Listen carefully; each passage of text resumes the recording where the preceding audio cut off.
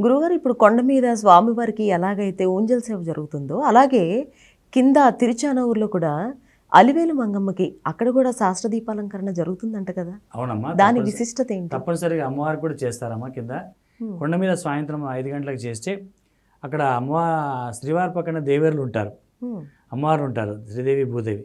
కానీ కింద అమ్మవారు ఒకతే ఊంజల్ సేవలో అమ్మవారి ఒకతే ఉంటుంది.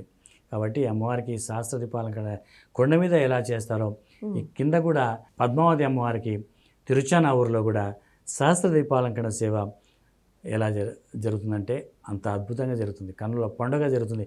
కలువపూల దండ వేసి అనేక మాలలకు వచ్చి పద్మావతి అమ్మవారికి అంత అద్భుతమైనటువంటి అలంకరణ చేసి అర్చకమాచులు అమ్మవారిని ఊపుతూ అక్కడ కూడా కంటి శుక్రవారము గడియలేడింట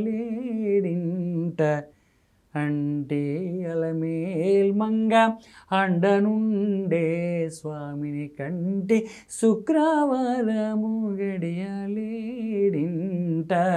అంటే అలమేల్ మంగ అండనుండే స్వామిని కంటి సొమ్ములన్నీ కాడబెట్టి సొంపుతో గుణము గట్టి కమ్మని కదంబము కప్పు పన్నీరు చెమ్మతో నా వేస్ట్ వాళ్ళు రొమ్ము తలమూల చుట్టి తుమ్మెదామై ఛాయతోన నెమ్మది నుండే స్వామిని కంటి పచ్చ కప్పూరమే నూరి పసిడిగిన్నెల నుంచి తెచ్చి శిరసాదిగా దిగనలది ఆచరాపడి చూడ అందరి కన్నులాకింపై నిత్యమల్లే పూవలే నిటుతానుండే స్వామిని కంటి తట్టుపునుగే కూరిచి చట్టలు చేరిచి నిప్పు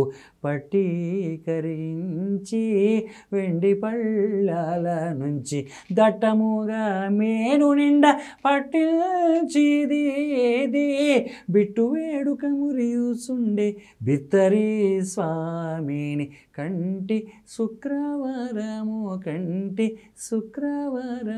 గడియ లేడింట అంటే అలమేల్ మంగ అండనుండే స్వామిని కంటి.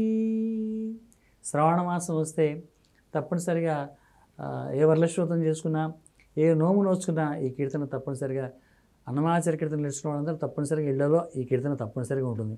అలాగే అమ్మవారికి కూడా ఈ కీర్తన శుక్రవారం రోజు అమ్మవారికి అభిషేకం చేస్తారు కాబట్టి శుక్రవారం రోజు పైన పెరుమాళ్ళు శ్రీవారు పైనుంచి కిందకు అమ్మవారి దగ్గరికి వస్తారు కాబట్టి అంత అందంగా అమ్మవారు అలంకరణ చేసుకొని అంత స్వామి కొరకు ఎదురు చూస్తూ స్వామి గడియ టైం అవుతుంది, ఎప్పుడు వస్తారు స్వామిని ఎదురు చూస్తూ ఆ సహస్ర దీపాలంకరణ కొండ మీద స్వామి 5 గంటలకు చేయించుకొని కిందికి 5:30 వచ్చేసి అమ్మవారితో ఉంటారు.